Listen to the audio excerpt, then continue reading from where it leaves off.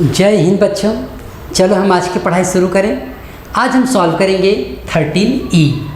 13E में ना हम बात करेंगे सिलेंडर की और उस सिलेंडर के टोटल सरफेस एरिया की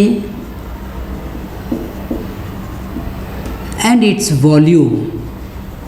वॉल्यूम ऑफ सिलेंडर। ये दो बातें हम करेंगे। तो पहले जरा हम इसको प्रैक्टिकली समझ लेते हैं कि एक सिलेंडर किस तरह से होता है। एक सिलेंडर में इस तरीके से एक सरफेस होगा और इस तरीके से एक और सरफेस होगा। इसी को हम सिलेंडर कहेंगे, ठीक। अब ये जो सर्कुलर पार्ट है इसे तुम इस पेन से कंपेयर कर सकते हो। होप ये दिख रहा होगा तुम्हें। तो इस पेन में ये जो सर्कुलर पार्ट दिख रहा है ना, इसमें ही हम बात कर रहे हैं कि ये यहाँ पर इसका रेडियस मान लो r है और इसकी जो हाइट है, यहाँ पे जो हाइट जाएगी, हाइट h, उसे ना हम इस तरह से यहाँ से दिखा रहे हैं। This is height h। एक सर्कल देखो यहाँ भी है, उसका भी रेडियस r ही है, सेम है। अब ये जो आउटर रिंग होती है ना, उसे हम कहते हैं सरकमफेरेंस। वही आउटर रिंग यहाँ भी है।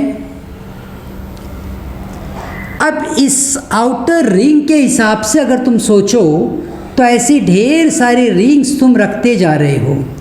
जब ढेर सारी रिंग्स रखते जाओगे तब जाके क्या बन गया, एक सिलेंडर बन गया। ये कॉन्सेप्ट के हिसाब से हम लिखेंगे curved surface area of cylinder is 2πr/h। क्योंकि जो सर्कमफरेंस है उसका फॉर्मूला है 2πr। जब इस 2πr में तुम हाइट मल्टीप्लाई कर दोगे तो तुम्हें ये टोटल आउटर सरफेस एरिया मिलेगा। कौन सा? Curved surface area. मैं कर्व्ड सरफेस एरिया क्यों बोल रहा हूँ? क्योंकि तुमने खाली रिंग की बात की, यहाँ पे जो आउटर रिंग है उसकी बात की और उसमें हाइट मल्टीप्लाई किया, लेकिन तुमने इस सरफेस की बात नहीं की, तुमने टॉप सरफेस की भी बात नहीं की। तो जब हम टोटल सरफेस एरिया फाइंड करेंगे, टोटल सरफेस एरिया, तो हमें यहाँ पर πr² जो इस एरिया की बात करेगा और πr² जो उस एरिया की बात करेगा, उसे भी ऐड करना पड़ेगा। तो πr² प्लस 2πrh मतलब 2πr² प्लस 2πrh, ये हुआ टोटल सरफेस एरिया।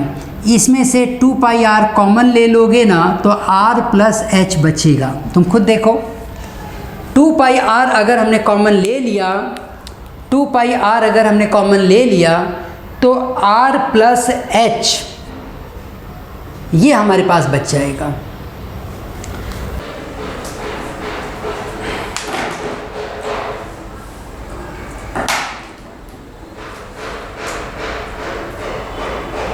अब बात करते हैं वॉल्यूम ऑफ सिलेंडर की। वॉल्यूम ऑफ सिलेंडर में देखो, हम एक सर्कुलर पार्ट लेंगे जिसका एरिया होगा πr²। ठीक, सरफेस की एरिया कैसे मिलती है? πr²। इसमें जब तुम हाइट मल्टीप्लाई कर दोगे, इसमें जब हाइट मल्टीप्लाई हो जाएगी तो वो क्या देगा तुम्हें? वॉल्यूम। क्या देगा? वॉल्यूम। तो हम यहाँ पे लिखेंगे So volume of cylinder is πr²h। ये हो गया वॉल्यूम ऑफ सिलेंडर। तो ये पूरा एक्सरसाइज इन दो फॉर्मूलेज पर बेस्ड है। जब तुम्हें कर्व्ड सरफेस एरिया चाहिए तो 2πrh यूज करोगे, टोटल सरफेस एरिया के लिए 2πr r प्लस h और वॉल्यूम ऑफ सिलेंडर के लिए πr²h। चलो हम एक्सरसाइज स्टार्ट करें। देखो ये क्वेश्चन हमसे कह रहा है a milk tank is in the form of cylinder.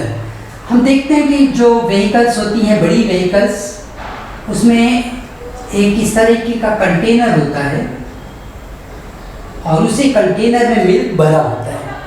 तो वो कंटेनर कैसा है? सिलिंड्रिकल। और इस सिलिंड्रिकल कंटेनर को मैं स्टैंडिंग पोजीशन में लिख रहा हूँ, ये स्टैंडिंग पोजीशन में दिखा रहा हूँ मैं यहाँ पे।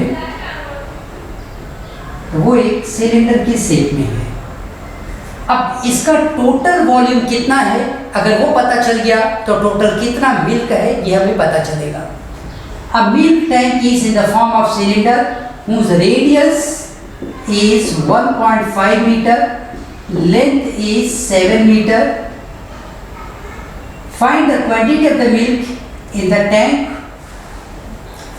अब यहाँ पे देखो हमें लेंथ जो दिया गया है वो यहाँ पे हाइट का काम करेगा। जो लेंथ है वही किसका काम करेगा? हाइट का। रेडियस भी तुम्हें दिया गया है। तो वॉल्यूम ऑफ सिलेंडर, इसका फॉर्मूला है पाई आर स्क्वायर एच। अब ये जो एच है या लेंथ है वो वैल्यू यहाँ से पुट कर लेंगे। पाई का मतलब होगा 22/7, आर की वैल्यू है 1.5 इंटू 1.5 इंटू एच, एच का मतलब क्या है? 7। ठीक, ये 7 और 7 कट गया। अब हमारे पास बच गया 22 इंटू 15 अपॉन 100 कर रहा हूं मैं। अब ये हो गया 22 इंटू 225/100। 225 में जब तुम 22, ये 225 कैसे आया? 15 इंटू 15 225। 2 5 जा 10 का 1, 2 2 जा 4 and 1 5, 2 2 जा 4, फिर 054 0594। तो ये वैल्यू हो गई 4950/100। 0 0 कट कर दो, ये हो गया 49.5 मीटर। ये मीटर में है सब कुछ। तो फाइनल वैल्यू जो हमें मिल रही है वो मिल रही है metre cube. 49.5 metre cube, correct. तो कितना, अच्छा इसे उन्होंने लीटर में पूछा है कि कितना लीटर मिल्क रहेगा। तो लीटर में जब पूछा है तो हम कैसे लिखेंगे? देखो लीटर में ये वैल्यू हमें पता होती है कि 1 metre cube equals to 1000 litre. याद रखना तुम, 1 metre cube equals to 1000 litre. तो this much metre cube equals to 49.5 into 1000 litre. जो वैल्यू बन गई 49500 लीटर। बुक में आंसर 494 करके दिया हुआ है 56, तो वो एक अलग आंसर हो जाएगा। बट एक्चुअल में तुम जब कैलकुलेट करोगे तो 49500 मिलेगा। आंसर अलग इसलिए आ रहा है क्योंकि उन्होंने पाई की वैल्यू 3.14 लिया होगा, लेकिन ऐसा कुछ रूल नहीं है। आप उसकी 22/7 भी ले सकते हो और उस हिसाब से कैलकुलेशन करके हमें ये आंसर मिला। तो ठीक, हमने पहले क्या पता किया? वॉल्यूम, और उस वॉल्यूम से हमने उसको लीटर में कन्वर्ट किया। अब चलो हम अपने अगले क्वेश्चंस की ओर आगे बढ़े।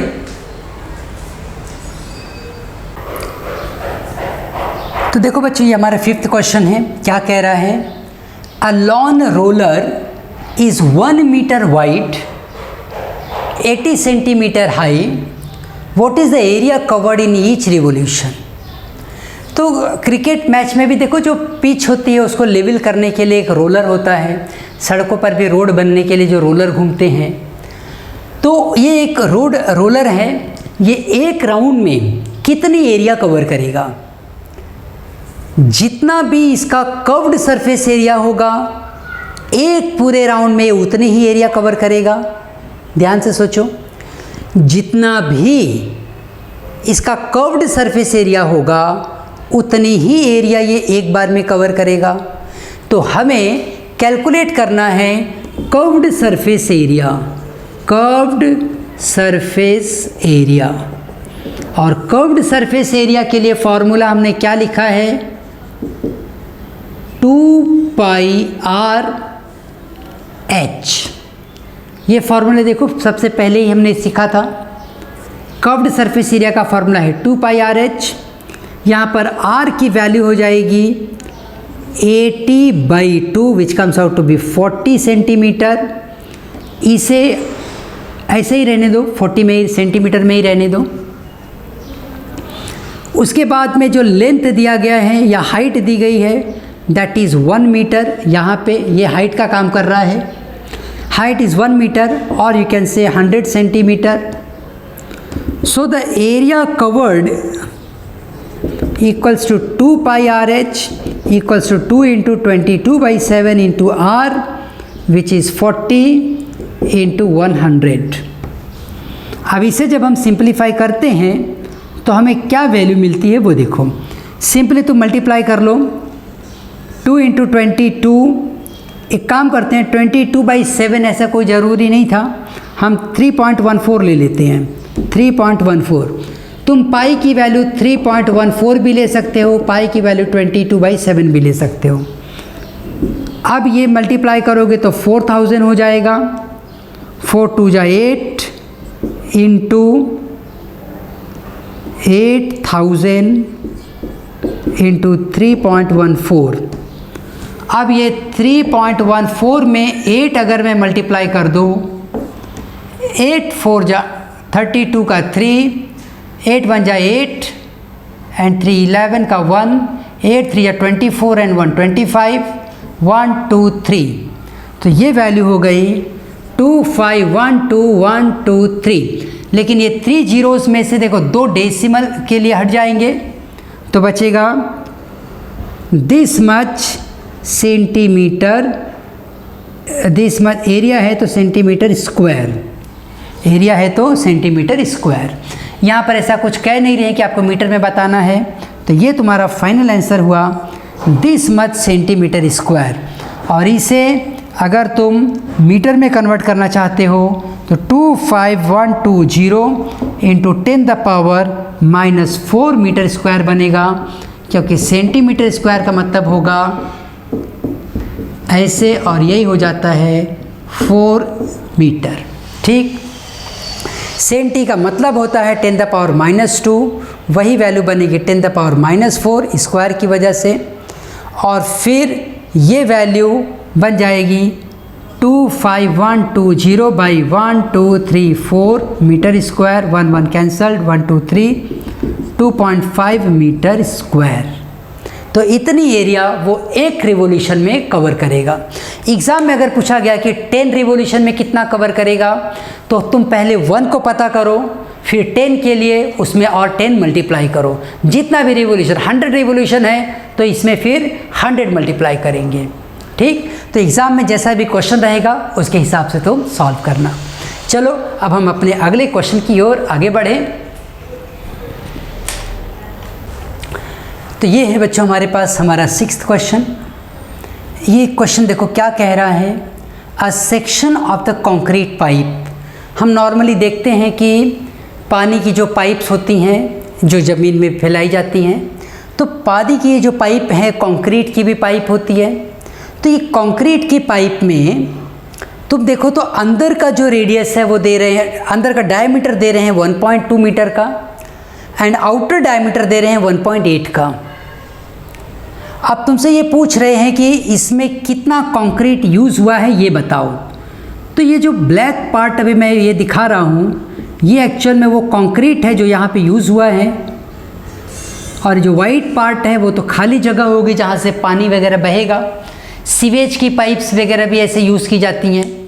तो कंक्रीट की पाइप रहती है, अंदर से खाली जगह रहेगी, वहाँ से सीवेज पास आउट होता है। अब इसमें इंटरनल डायमीटर दिया है, एक्सटर्नल डायमीटर दिया है। अब इसकी मदद से देखो हम कैसे इस कंक्रीट को पता करेंगे। अगर तुम खाली एक्सटर्नल की बात करो तभी भी एक सिलेंडर है, और इंटरनल की बात करो तब भी एक सिलेंडर है। जब हम outer cylinder volume of outer cylinder minus volume of internal cylinder करेंगे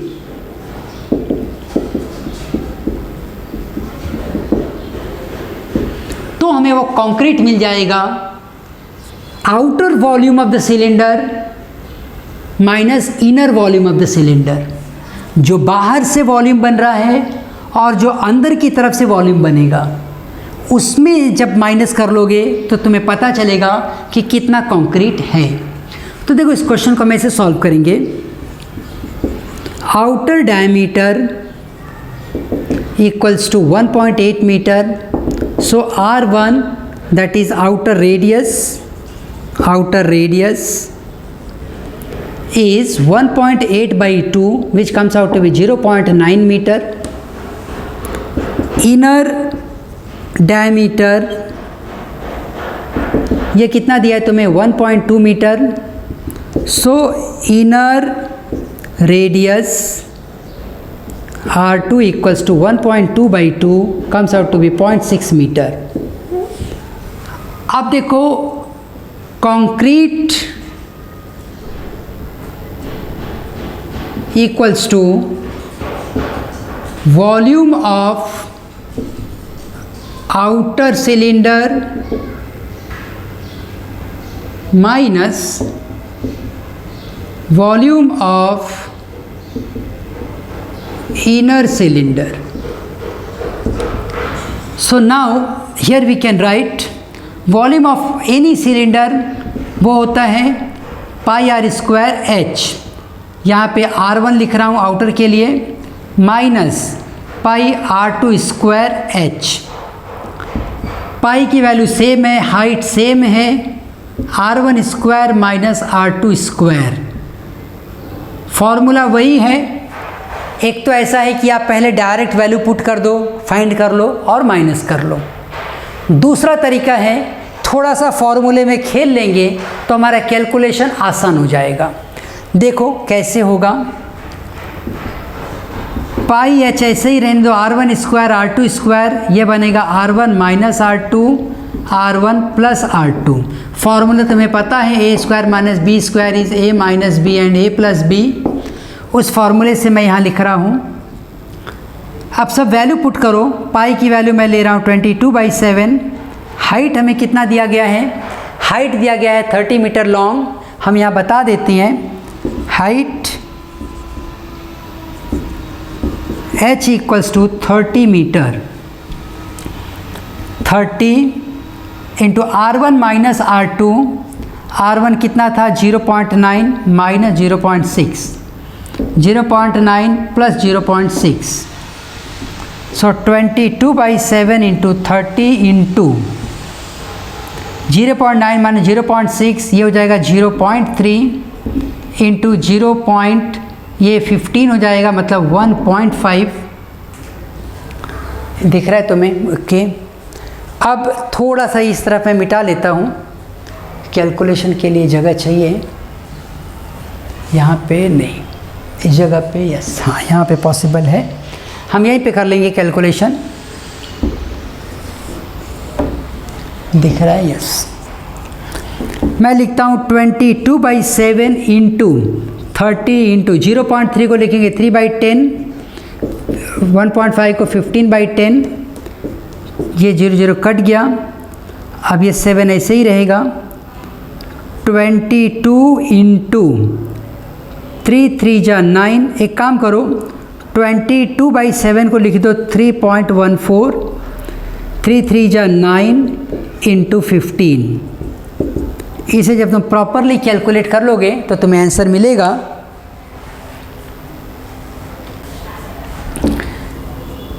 423.9 metre cube.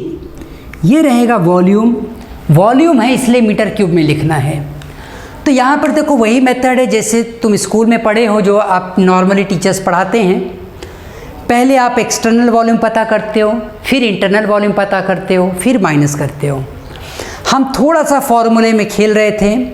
External volume of cylinder का ये फार्मूला रहा, इंटरनल वॉल्यूम के लिए ये फार्मूला रहा। वैल्यू पुट करने के पहले थोड़ा सा फॉर्मूले में हम एडजस्टमेंट कर लेते हैं। जो कॉमन वैल्यू थी उसे कॉमन ले लेंगे, बाकी वैल्यूज पुट किया और सिंप्लीफाई किया तो हमें हमारा आंसर मिला। तो ठीक, अब चलो इस क्वेश्चन के बाद आज की पढ़ाई यहाँ ख़त्म करते हैं। हम फिर मिलेंगे अपने अगले लेक्चर में और तब आगे के क्वेश्चंस को सॉल्व करेंगे। तब तक जम के पढ़ते रहो। आओ हम एक साथ कहें, भारत माता की जय।